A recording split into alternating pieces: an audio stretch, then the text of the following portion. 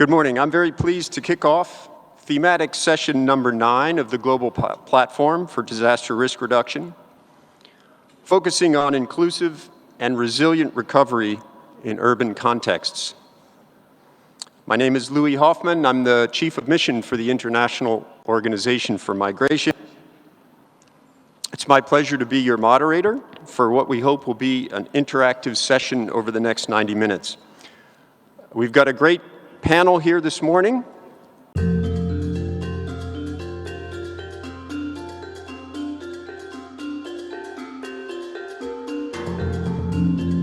And challenges that are particular to urban contexts where disaster risk is easily compounded and building resilience without leaving anyone behind can be a complex challenge.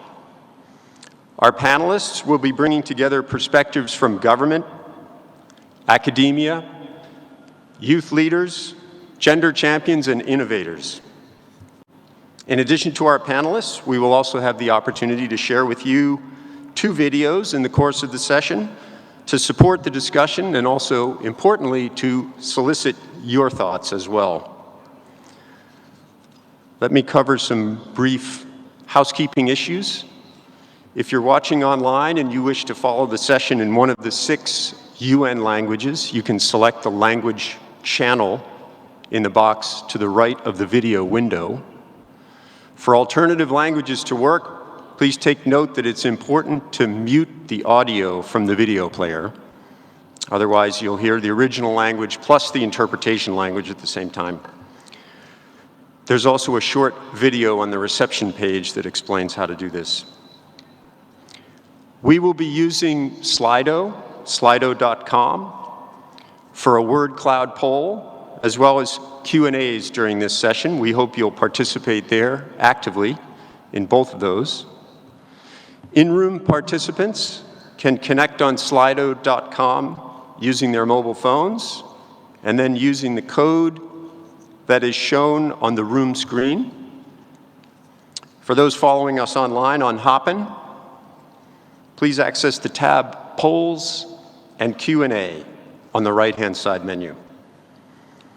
If you're here in the conference room and are unable to use Slido, please raise your hand and the in-room support staff will assist you.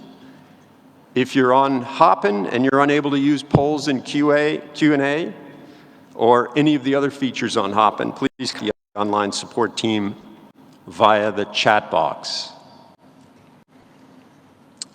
To get us started, I'd now like to introduce our speakers in the panel today. First, I'm very pleased to have with us and to be sharing a mic with Ms. Luísa Salgueiro, the mayor of Matosinhos in Portugal, who will outline key elements of local government leaders to be able to lead on inclusive and resilient recovery from disaster. We should mention that Matosinhos is a resilience hub of the Making Cities Resilient 2030 Global Partnership. We'll then hear a brief introduction of our first video, which is called Disaster Fighters, from Mr. Emiliano Nuez, Director of Pacifico Creative Risk Communications. Following on this, we will hear from Ms. Bilal Brambat, the Executive Director of the Mahila Housing Trust in India. She'll relate how disaster recovery can be used as an opportunity to address what is the consistent gender inequality of disaster risk. We will then turn to Professor Andrew Obafemi, Director of the Center for Disaster Risk Management at the University of Port Harcourt in Nigeria. Professor Obafemi will focus on how academia can better support local and national governments to lead inclusive and resilient recovery from disaster. Our next speaker will be Joana Bispo, a sustainable urban planner and youth climate leader from Teresina in Brazil, who will discuss how local and national governments can better engage young people as a source of ideas and innovation toward more inclusive and resilient recovery from disaster.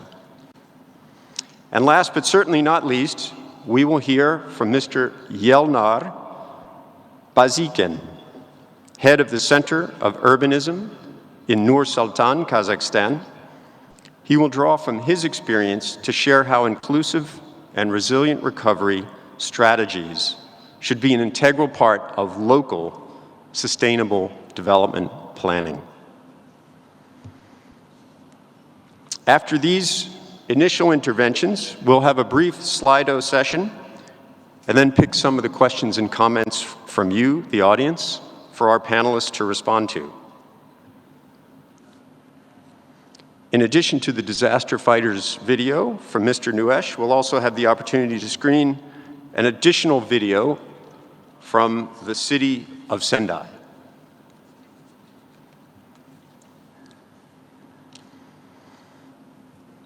As outlined in Sendai Priority Action 3, resilient recovery is about investing in order to recover better from disaster.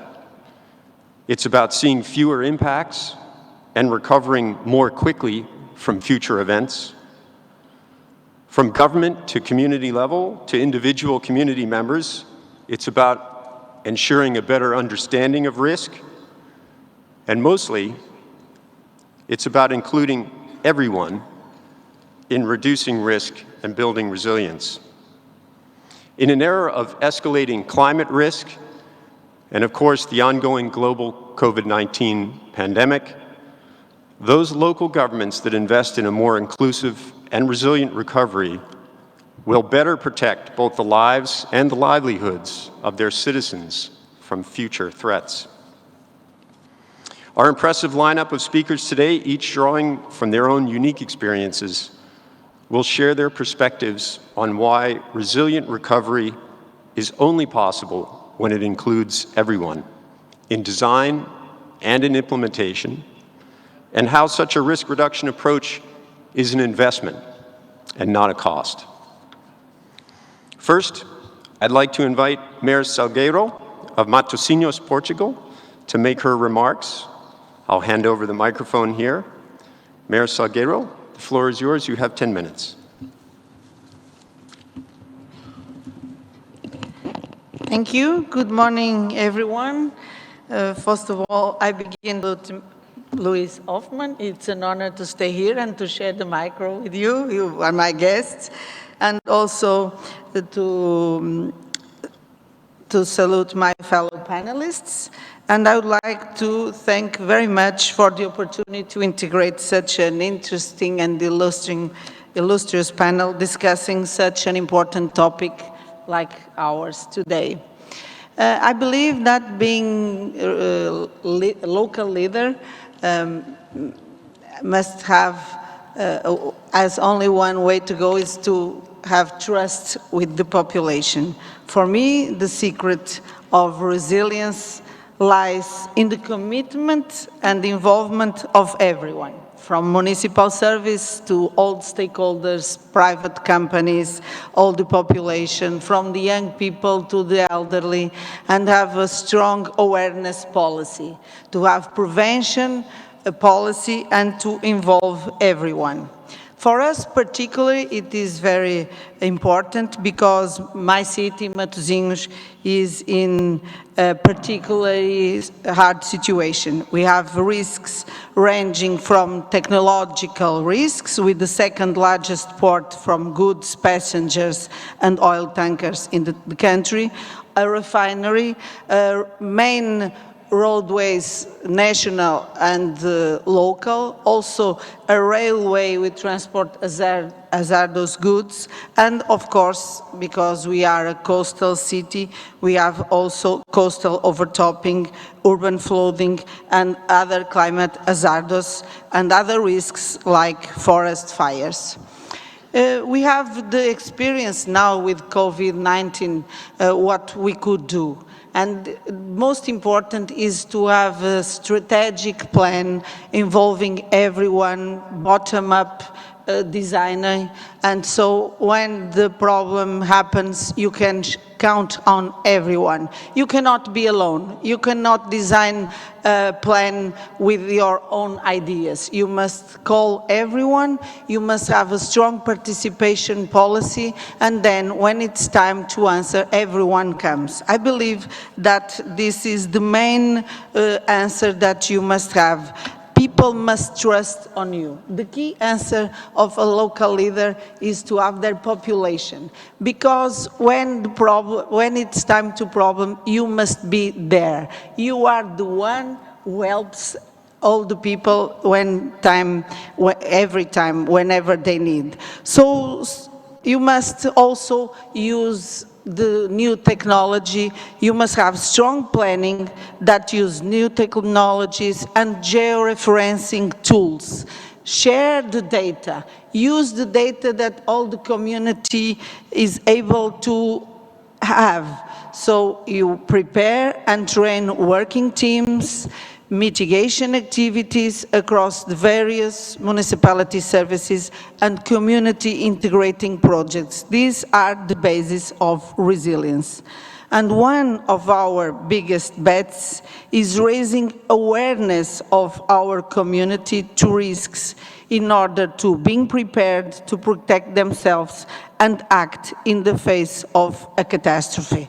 That's the key words. I believe that we have been preparing all the scenarios, but last years with the pandemic situation, we had the need to answer very quickly. So everyone was involved, and now we are more prepared. We know already in the practice how to do. So this is not only a theoretic exercise, this is an everyday work, and everyone must be involved, of course, in the most important time, leaders must do their role. And I believe that the local leaders are the key for the success, and I believe that being a resilient hub also gives us the responsibility to involve others. To stay here with you now for us, for my city, is not the end of a process. It's the beginning of a new process, and we are, of course, available to work with other cities, the speaking Portuguese language cities, in order to improve their resilience status. But we also want to learn with you. It's a privilege for us to stay here with you, to learn from your experience, to know how you are acting in case of crisis. And of course, you are always well received in Matosinhos. We are a coastal city with our problems. We also have permanent safe lifeguards services that stays in the beach 365 days a year. We saved already 400 lives since the beginning of this project in 2014, and we are always looking for new answers to keep our community safer, and we count on your experience today and next days to learn with you and to be partner of UNDRER for making all the planet safer. You count on us, and we are here mainly to learn with you and to hear from your experiences. Thank you. I'll try this again on this mic. Thank you very much, Mayor Salgueiro, for sharing such thoughtful insights from Matosinhos, particularly touching on the responsibility of local leaders to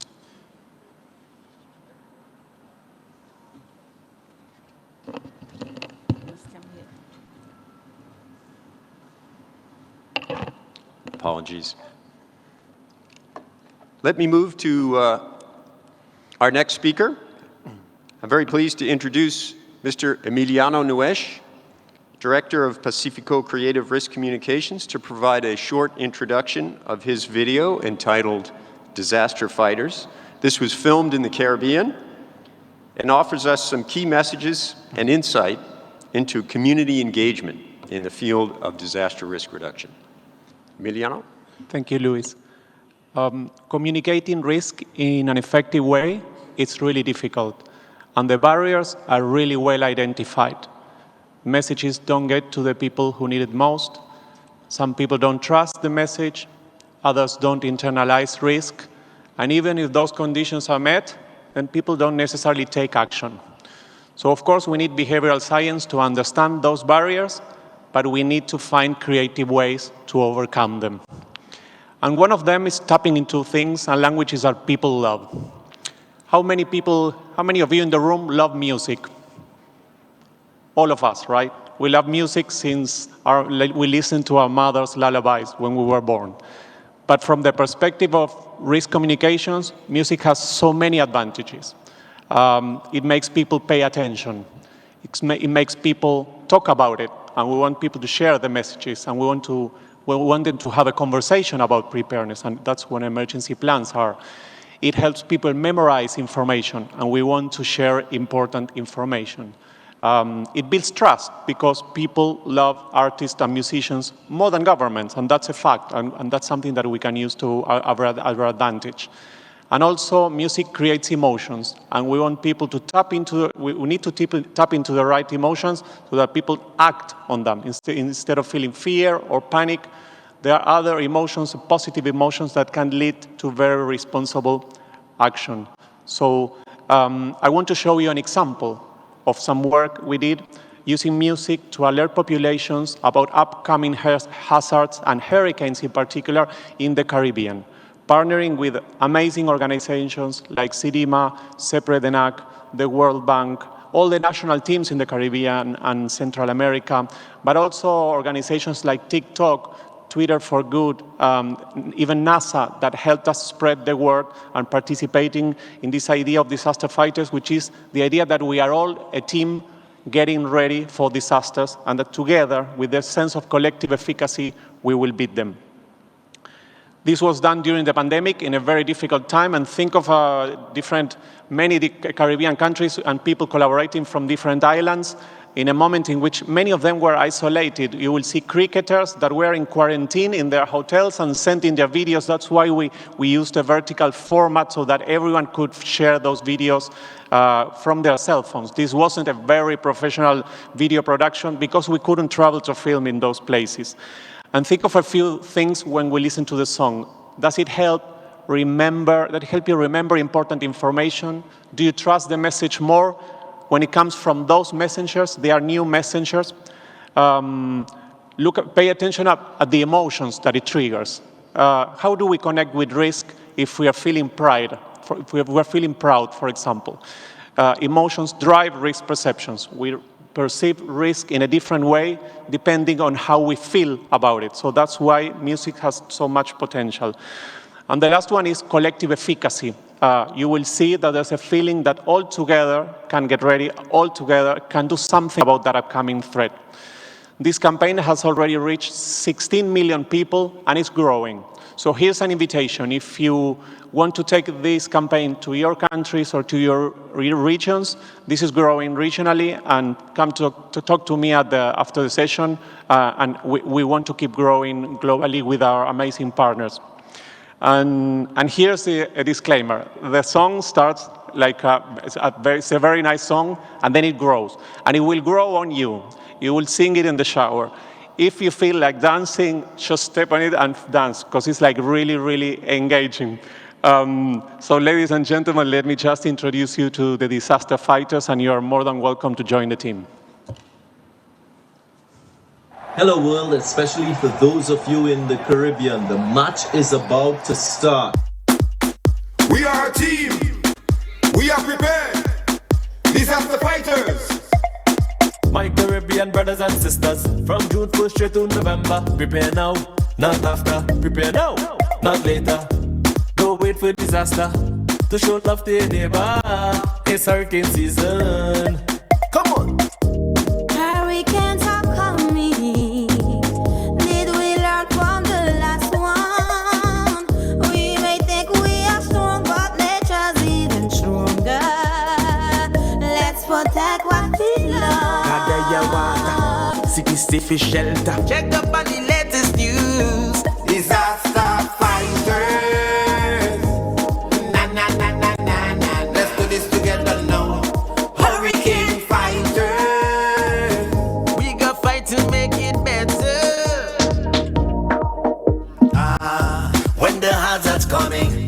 should tell each other.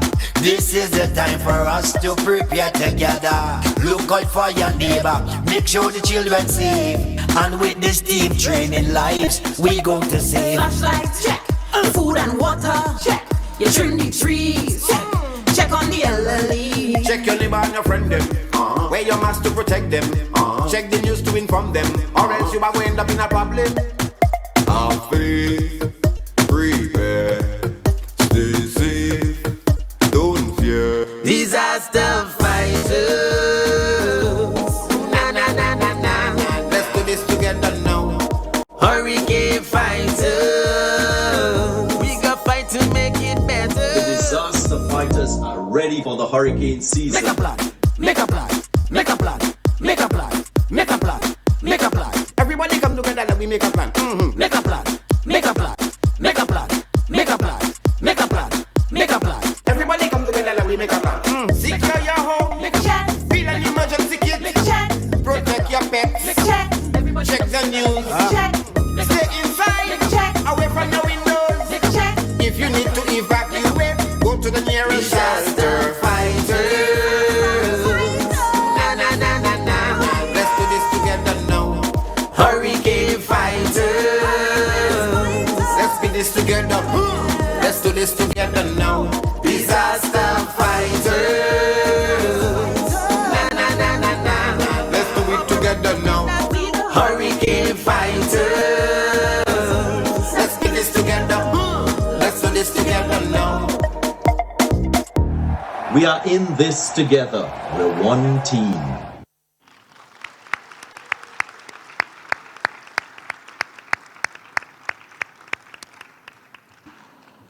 Great.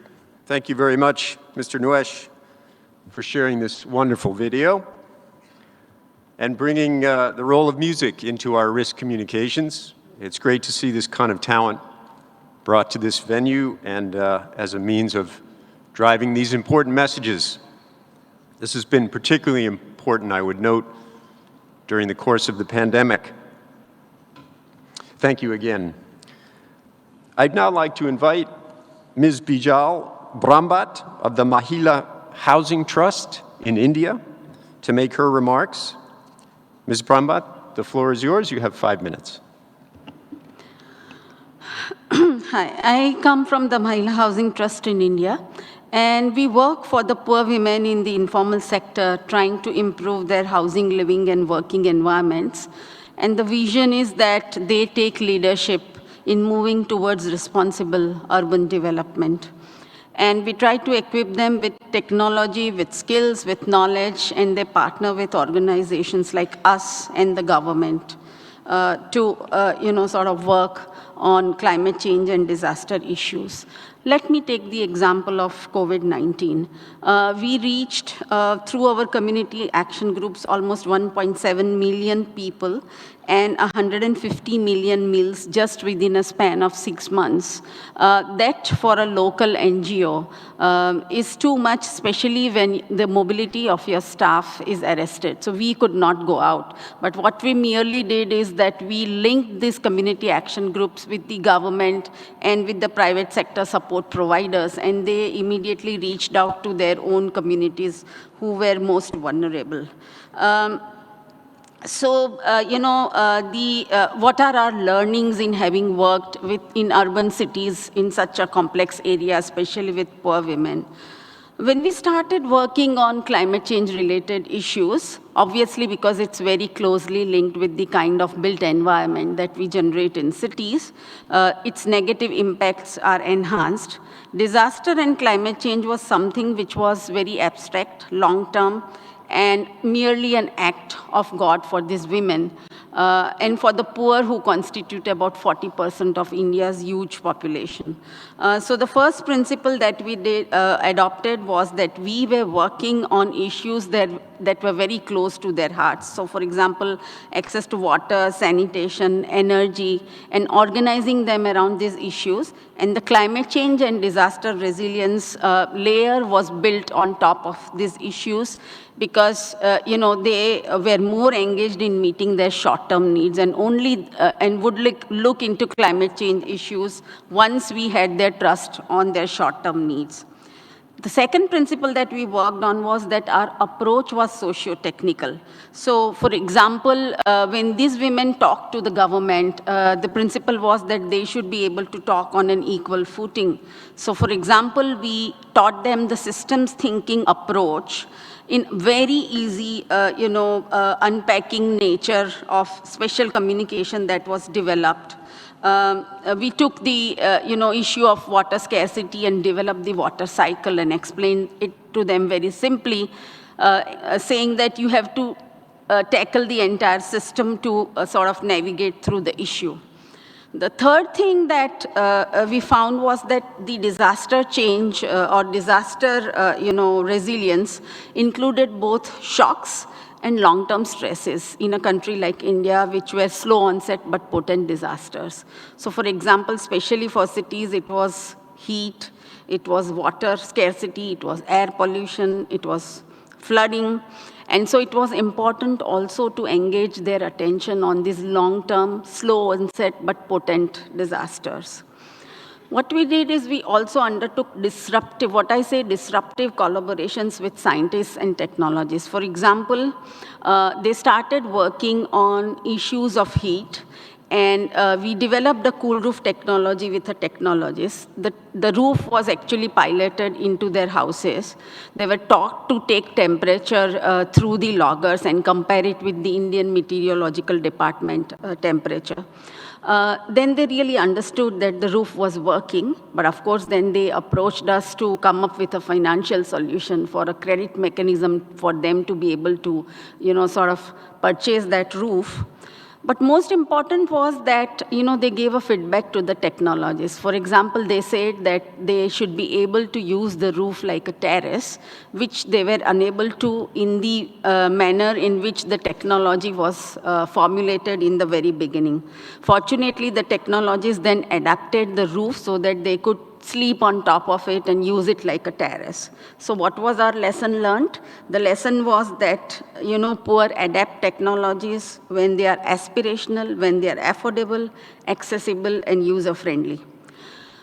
The thing that we did was we set up multi-stakeholder groups at the city level with the government, with the technologists, scientists, and academicians, and poor women who were trained on these issues became a part of these groups. For example, the city of Ahmedabad, where I live in, there was already a heat action plan by the city, but it did not have a cool roof component. It was merely focusing only on health issues, which of course is a big issue given the impact of heat. So the women brought in the cool roof issue, and finally now the city has now asked us to develop a cool roof policies, not only for slum settlements where they live, but for the entire city. The sixth thing that we learned was the kind of built environment we produce has very real implications on disasters and climate change, and therefore we need to work on urban development plans and claim spaces for these poor women there to negotiate. If they are not invited in those spaces, we need to claim it. Especially for the governments, from our example, we need to, especially in a country like India, where rural poverty has been there for a long time and the concept of poverty is still very restricted to rural, the governments need to give equal focus to urban and rural, especially in terms of disaster and climate change. We need to really focus on smaller cities because the income differential there is very low. There is no employment, unlike the metro cities. Agriculture is disappearing. There is no financial capacity too, but there is huge hope there because whatever you do will probably yield quick and results. The third lesson is for big funds like the Green Climate Funds, who work with the governments in least developed countries and vulnerable countries. And they devolve funds to the government, but there is no insistence or no principle of developing partnership with local champions and with local actors. At the most, it is restricted to some partnerships that the government develops with the academia because they find it very safe. which is, and I would not say that developing partnerships with the academia is wrong, but more often than not, it remains limited to, big thesis, big, huge research thesis, and great big research, which is no longer translated on the ground into action. So with that, I'll close my talk here. Thank you very much, Ms. Brumbatt. Thank you for that interesting perspective and the lessons learned from your experiences at the Mahila Housing Trust.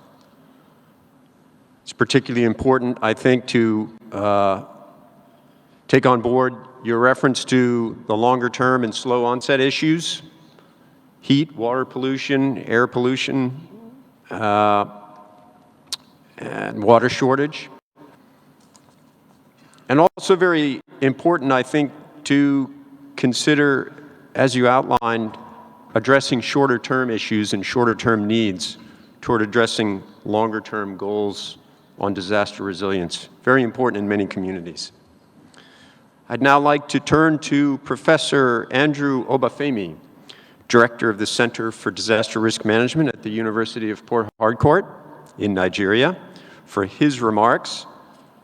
Professor Obafemi, the floor is yours. You have 5 minutes. Thank you very much, Luis, for very impactful moderating. Yes, in Nigeria, where I come from, the leadership of the local government evolved through elections.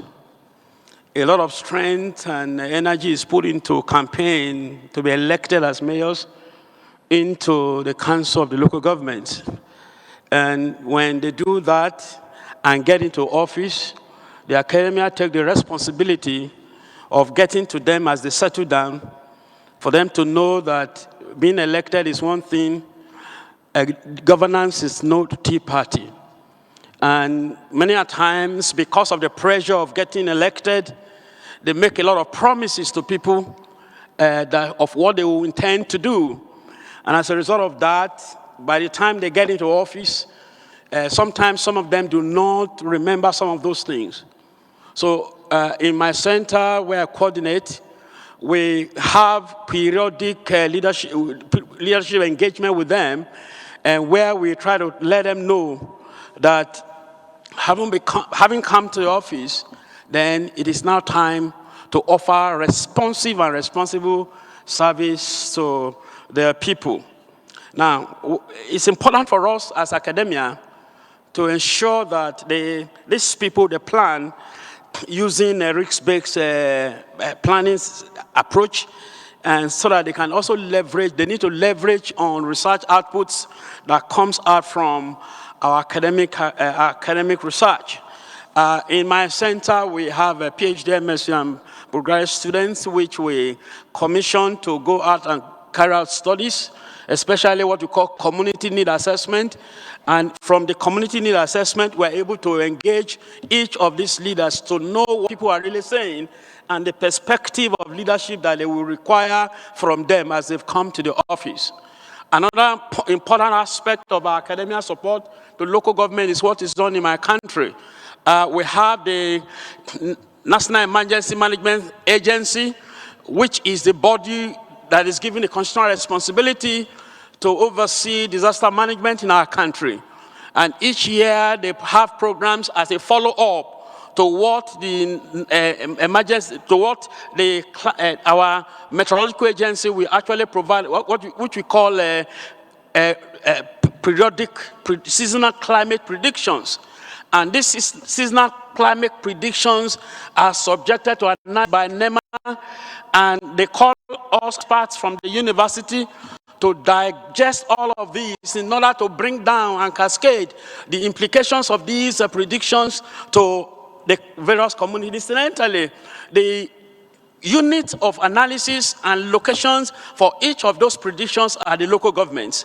And when we have that, we're able to tailor it down to specific local governments to know what they need and how they need to go about those things. Recently, because arising from our engagement with the people themselves, we're able to we're able to partner with the Department of Language, Linguistics and Communication Studies in my university to begin a radio jingle, which we call a Disaster Risk Hour. It is an enlightenment program that enable us to be able to bring closer to the people in their languages, as well as in dimensions that they need to know what resilience is all about, how to adapt to the perennial flood that is damaging their community. So these are some of the things we've been able to put in place.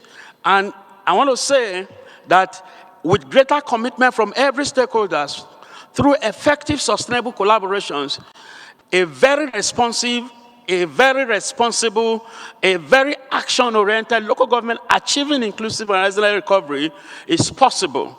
It's possible in Nigeria, and it is possible in other countries. Thank you very much.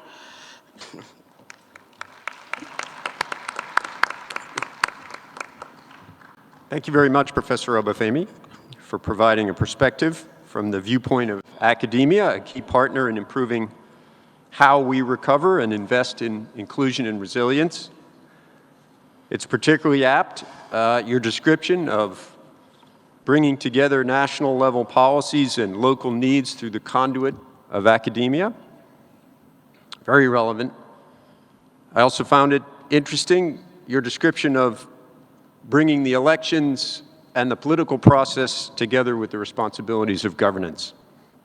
Thank you once again, Professor.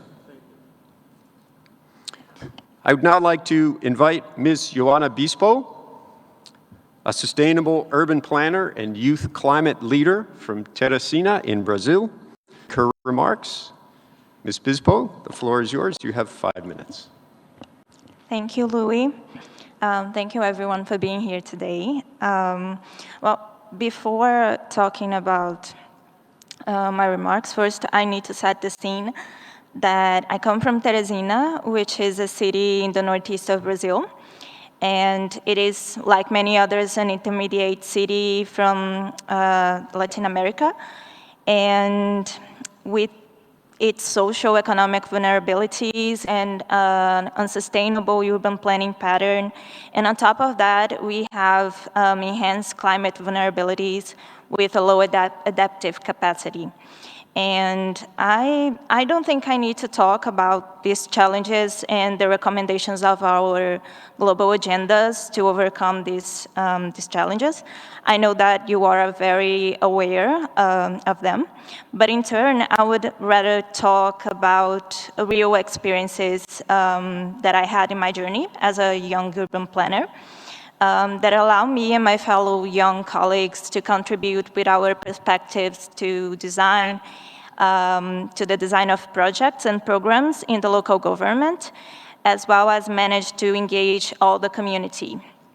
So to bring all of these young and innovative ideas, I would give you an example of an initiative we have locally called Teresina 2030, which is a hub for innovation in the local government that is specifically focused on achieving the SDGs at the local level.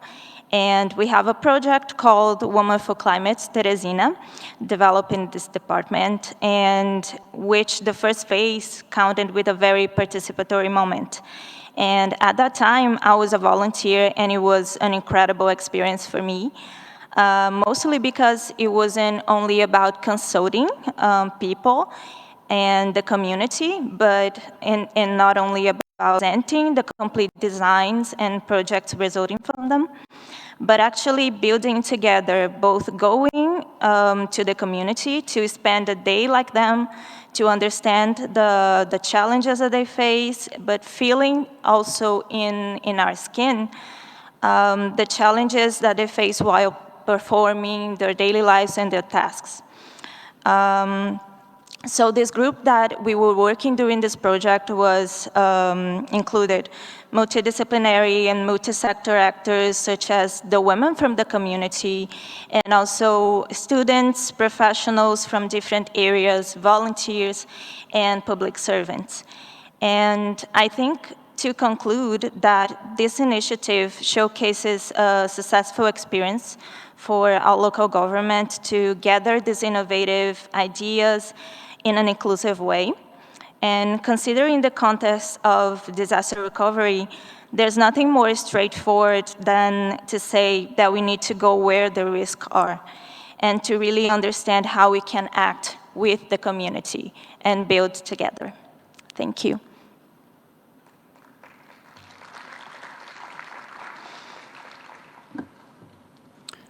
Thank you very much, Ms. Bispo.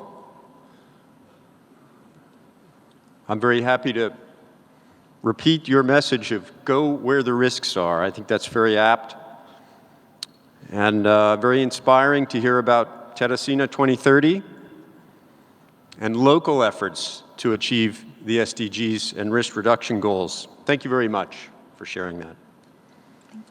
Last but certainly not least, I would now like to invite Mr. Yelnar Bazin, the head of the Center of Urbanism in Nur Sultan, Kazakhstan, for his remarks. Mr. Bazin, the floor is yours. You have 5 minutes. Thank you very much. Hello, dear participants of the 7 sessions of the Global Platform for Disasters Risk Reduction. I am very glad to be here and represent the city of Nur Sultan, the capital of Kazakhstan. A bit introduce me. I am a head of Center for Urbanism in Nur Sultan. Our center is engaged in the development of the city and promotes various urban and exclusive ideas for comfortable living for citizens. For example, last 3 years, we created more 700 public space, and we aim to provide accessibility to all citizens. And I want to explain about our country. Our country is a big country. It's the 9th largest country in the world. Population is more 90 million people. We have 89 cities, and the capital is Nur Sultan. Nur Sultan is a very young city, and with a population 1.2 million people. City grows very fast. Every 10 years, the population doubles. According to current estimators, more than 2 million people will live in the capital of Kazakhstan in 2030. By the order of our President Kassym-Jomart Tokayev, our country is pursuing a policy of sustainable development. We have a master plan, Nur Sultan Comfortable City. This is social and economic strategy of the city. And we have goals that our city has to be comfortable, sustainable, and healthy. Particular attention is paid to public space, landscaping, creation of barriers-free and inclusive urban environment, and safety on our streets. And also, last year, more than 1 million trees were planted in the capital. We also have a green belt. It is a system of greenery with 11 million trees has been planted around the city. Planting Nur Sultan is a huge help in creating a more favorable environment. And together with United Nations for Disaster Risk Reduction, we made self-assessment for disaster resilience. Based on the result, a recommendation will be created. This recommendation will serve as a basis for a strategy to increase resilience and reduce disasters risk. In September this year, the results of the work will be presented to our government. And then we plan to create the strategy for risk reduction for Nur Sultan. This work together very important for our city. We don't have exactly threats of serious natural disasters, and we focus on not creating a new risk when we develop our city. It's very important for our capital through international forums and communication with other cities to adapt their experience in situations that we do not had before. In conclusion of my speech, I want to thank all participants and speakers for interesting and useful information on this forum. Hope we all achieve sustainable world. Thank you for attention.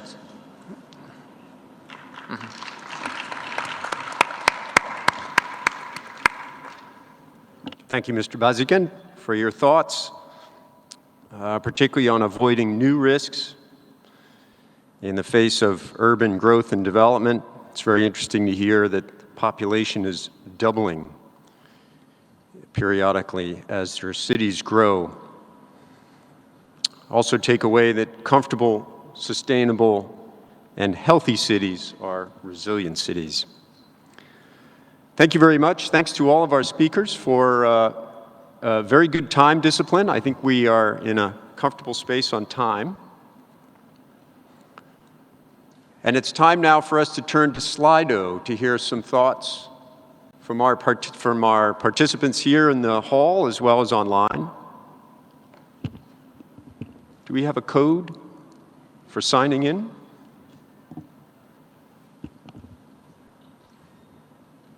There we go.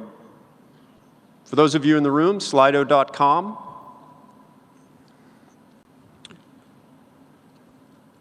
(224-1573). 224-1573. And here, our poll for you. Please tell us in one word what you think is the key factor for inclusive and resilient recovery from disasters in urban areas. One word as the key factor for inclusive and resilient recovery from disasters in urban areas. Please share your thoughts, and we hope we can discern some of the key themes here from all of our participants.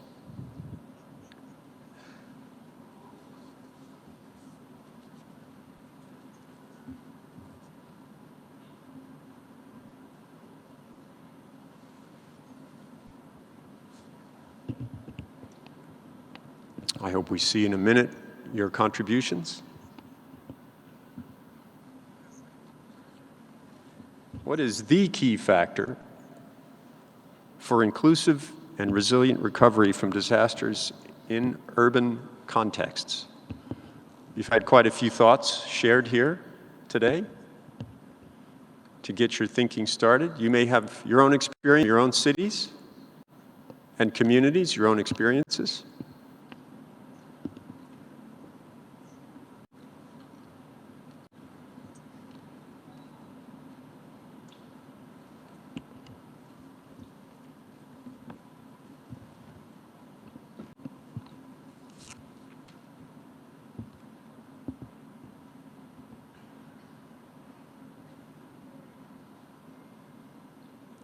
Keep an eye out for how this is developing. I hope you're all populating.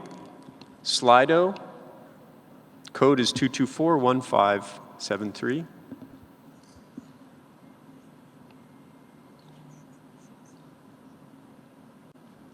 After this, we'll have another question for you, a bit of a quiz, actually.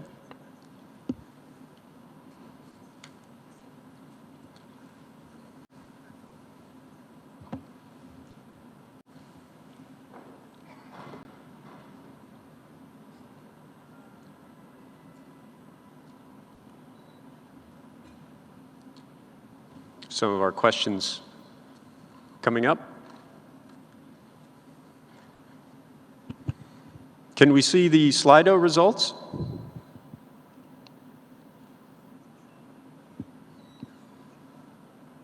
Okay.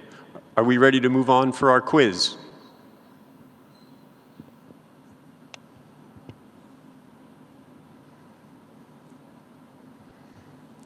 For our quiz, those are my words, we're going to ask if you can answer the following question. According to the IMRF, if you work for the IMRF, don't answer too quickly. According to the IMRF, how much will the COVID-19 pandemic have cost the world economy by 2024?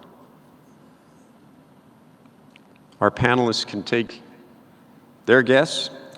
1 trillion, 5 trillion, 8 trillion, or 12 trillion. A, 1 trillion, B, 5 trillion, C, 8 trillion, D, 12 trillion.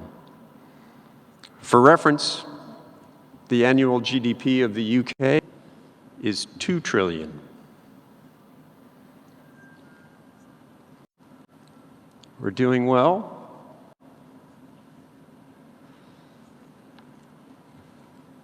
Just another minute for everybody to weigh in. How much will the COVID-19 pandemic have cost the world economy by 2024?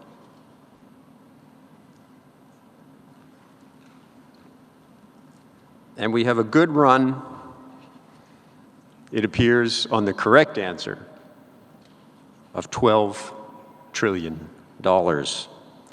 according to the IMF. Great. I want to thank everybody for their contributions. We also have some questions from the floor, from online, and we're going to extend those to our panelists here. Take a few minutes to get some more of their thoughts. Mayor Salguero, I have a question for you. Can you give an example of how your city is facilitating meaningful public participation, especially in the DRR context? Thank you. Well, it is just to give an example.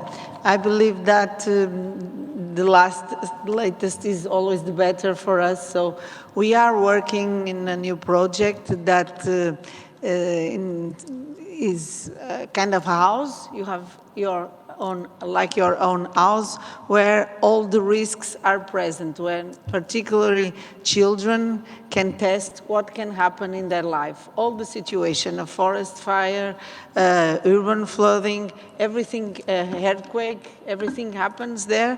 So they are teach since very early to know what should they do in case of any kind of those situations.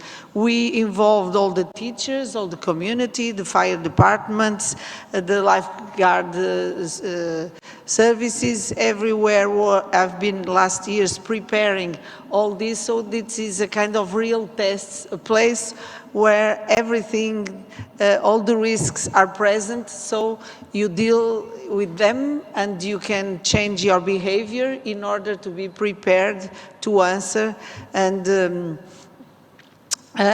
it's not for a particularly group of population. Elderly people can go there, politics can go there, our service can use it, so it is our latest project. We are very involved with it, and I believe it's a way to make all our community aware of the risks they can have in their, even for instance, when you have in your bath, elder people go to have a bath, the shower, everywhere there's a risk, and of course our own, that involves a lot of coast overflowing and fire forests that are our main problems, and of course all the awareness about the climate change situations. We believe that with these practical solutions, it's easier to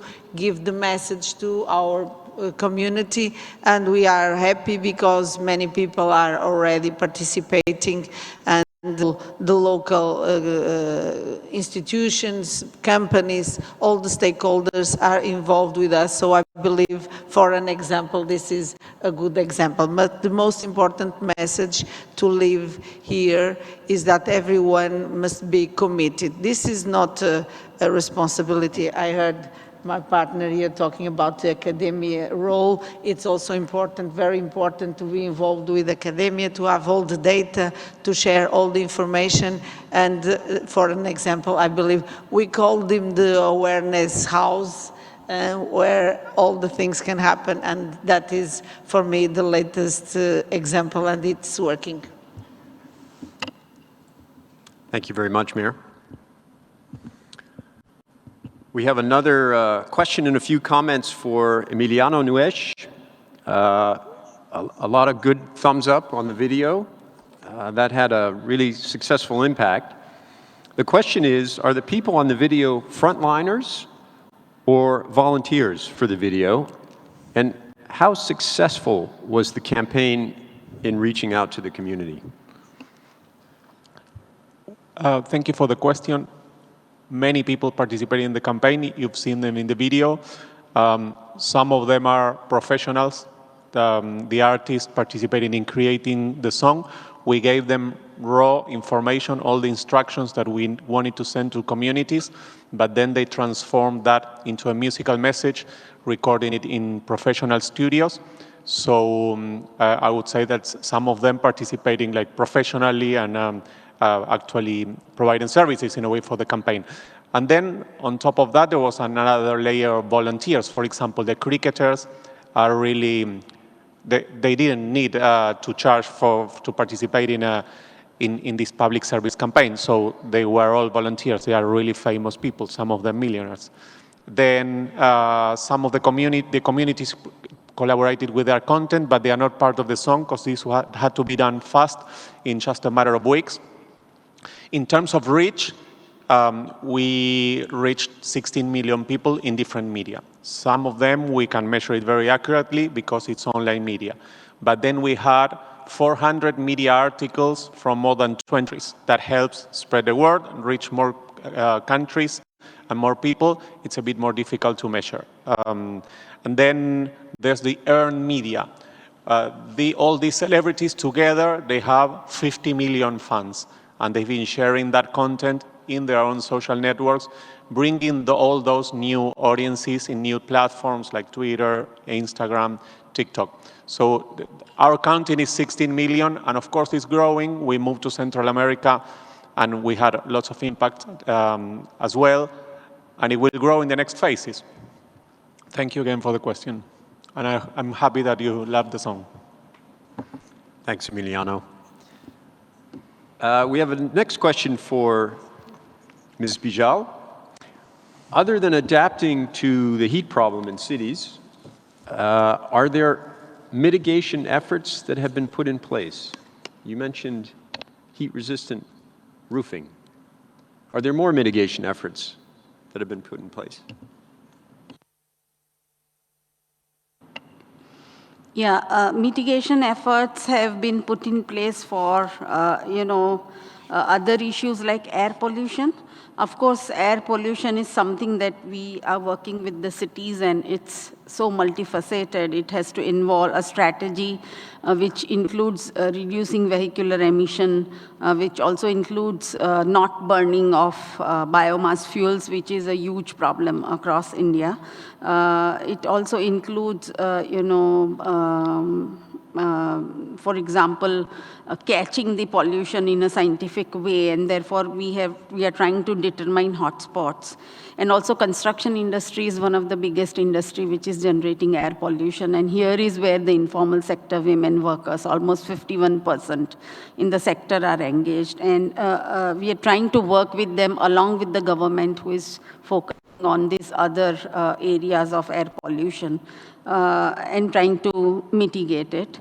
In terms of flooding and inundation, I think the ongoing issue is that whenever you build infrastructure in cities like metros, roads or bridges, they really do have to coordinate with other departments in the municipal corporation. Otherwise, you suddenly find that areas which were not inundated earlier now get inundated because you have come up with a new flyover or a metro station. So I think a lot of capacity building of all the joint stakeholders is also ongoing. And of course, the government has set up a separate ministry to look into water resource management and mitigate its impact, along with actors who are working on us, like us who are working on the ground, making city-level plans and community water resource plans, which is what we are trying to do with the cities right now. Thank you very much, Ms. Bijal. A question here now for Professor Andrew. Some skepticism, perhaps, and a feeling that academia may be very far from the implementation end on disaster risk reduction. How do you coordinate with governments to support community risk implementation? Yeah, thank you, Luz. In Nigeria, we have a national management agency, like I mentioned earlier, and they have the responsibility of coordination. But over the years, we in academia, we've tried to ensure that the other layers, the other tiers, the state emergency management agencies and the local government emergency committees that ought to be put in place by state governments are not put in place. And so it becomes challenging for the national authority in charge of risks to be able to cascade down the implementation, the ease of implementing some of these things. But for us in academia, we still try to engage these local government authorities by letting them know that people at the end of their tenure, we want to see what they have done. We talk about what they have done. And so as a result of that, it's important for us to, through our community need assessment, engage each of these leaders to be focused on ensuring that there is smooth implementation of some of these reports or results or assessment reports that are put on their table, and not just to play politics with those things. And when they do that, they're able to at least positively impact their people with some of the risk-based planning that we have seen put in place. As a matter of fact, there are 2 local governments in my state that we have collaborations with. We have adopted these mayors as our ambassadors. We have even given them awards of disaster management icon, and they are interested in supporting the center to ensure that they are told what are the needs of the community in their local government so that they can reach out better. By the time they are leaving their administration, they have something in place. They have a risk plan framework in place. Flood is a menacing challenge in our area. They have flood management plan in place so that whoever is coming on after them, we have something to fall back to and keep the system running. Thank you. Thank you, Professor Obafemi, for that assessment and that review of accountability in government on issues of disaster risk. Very interesting. I have a question here for Joanna. How do you translate the learnings from the community into implementation? Could you give some examples from your experience? Thanks. Go ahead, Joanna. Yes, I'm seeing the question there. Community implementation. Well, this is a very interesting question.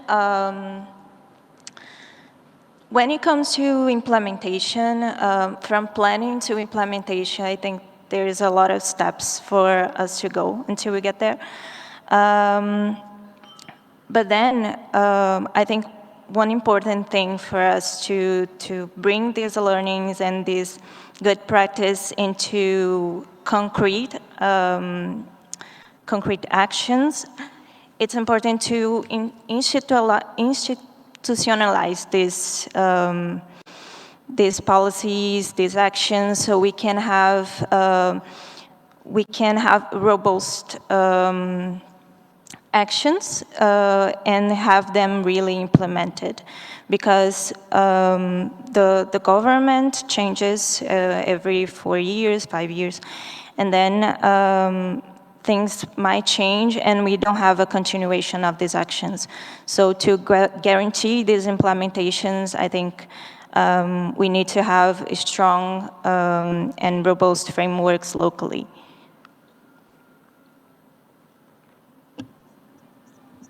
Thank you, Joanna, for that commentary and the role of youth, if I might say, in ensuring a sustainable, consistent approach from government on behalf of communities. Thank you very much for that. One question for Yelnar Bazin. In the context of comfortable, sustainable, and healthy cities, could you give an example of effective partnership in action for inclusive and resilient recovery? Effective partnerships. How does that fit into your approach to comfortable, sustainable, and healthy cities?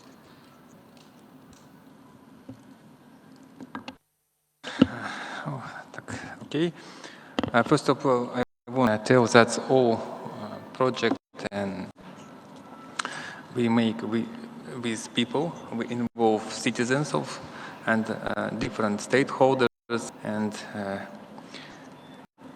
we have decisions how to make a good strategy of master plans. That all rules is written in master plans, and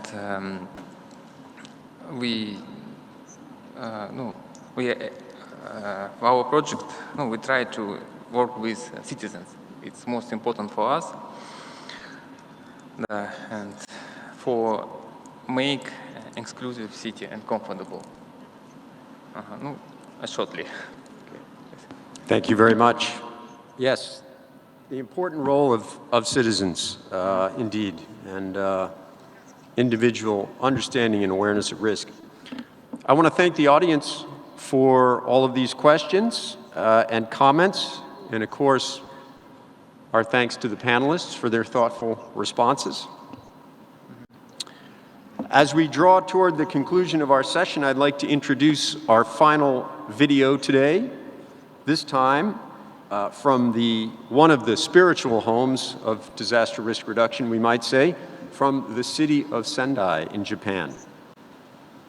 Can we roll the video, please?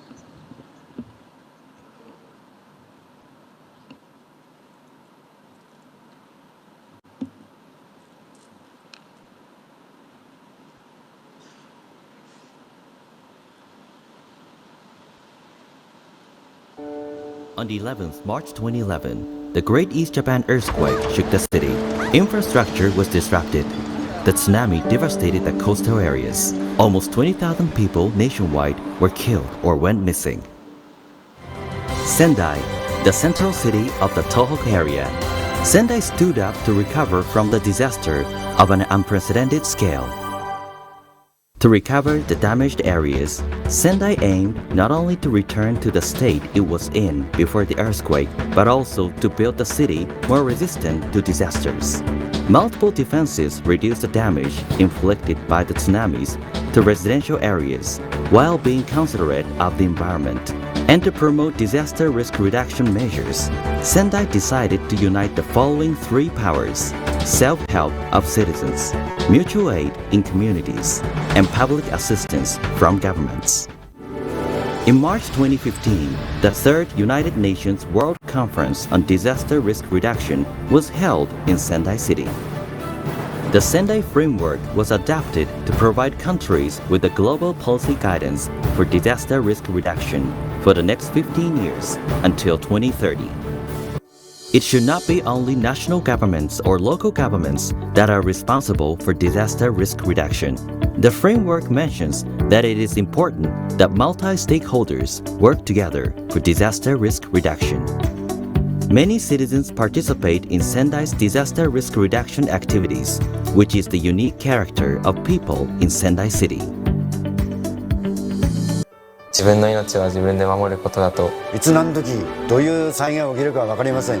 若い人たちに語り継いで進んで自分からいろんなことをできるように。私たちは役に立てるんだな。When I arrive at my country, I have a plan to share all this information. Sendai City, a disaster resilient and environmentally friendly city, is contributing to global efforts on disaster risk reduction. It depends on each of its residents to support the city's endeavor and to create a new future together.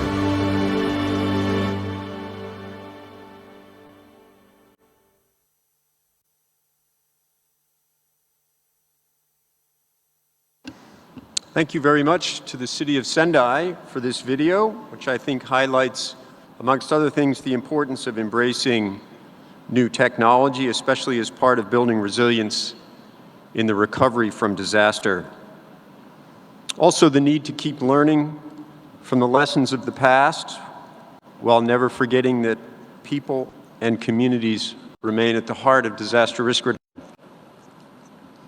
It's a good opportunity as well to highlight Sendai City's website.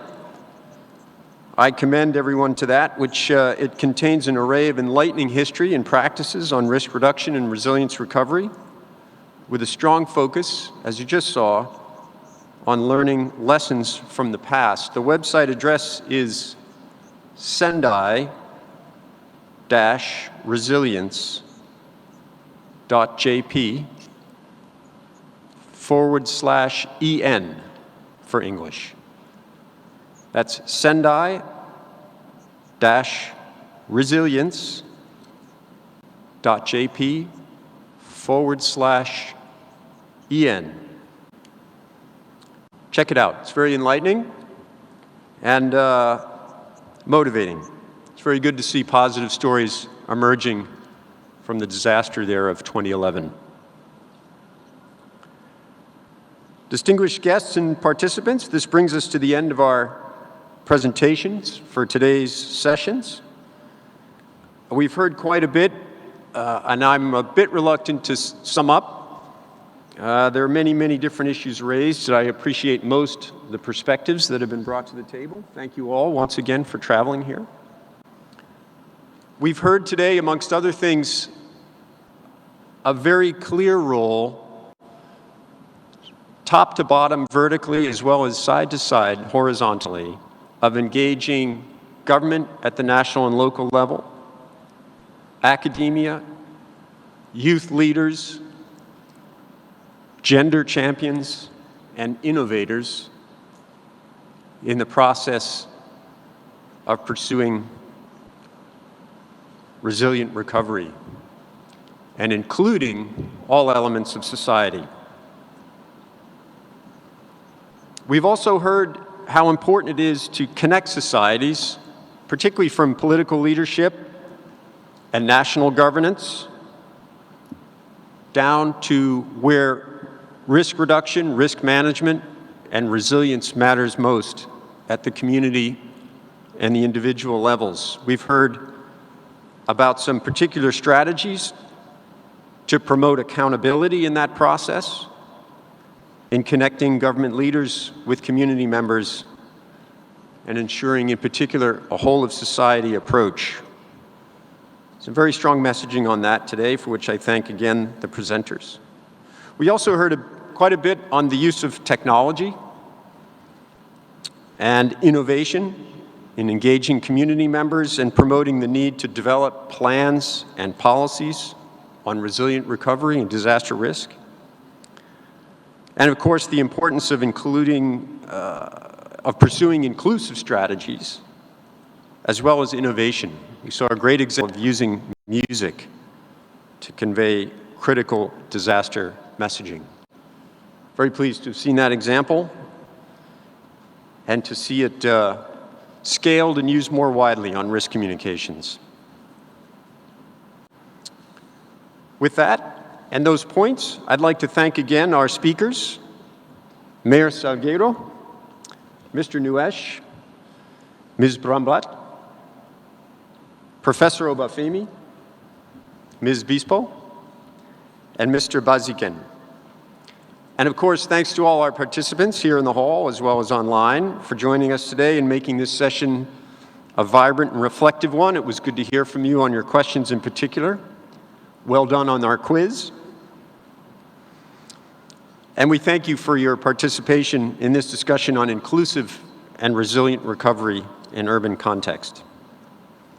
For those participants here in Bali, if you could please vacate the room, as the space will now be prepared for the next session and cleaned according to the COVID-19 rules and regulations. Don't forget to check the GP 2022 agenda to make sure you're on time for the next session. My name again is Louis Hoffman, Chief of Mission for the International Organization for Migration here in Indonesia. It's been my distinct pleasure to be your moderator this afternoon, and I now formally close Thematic Session 9. Thank you.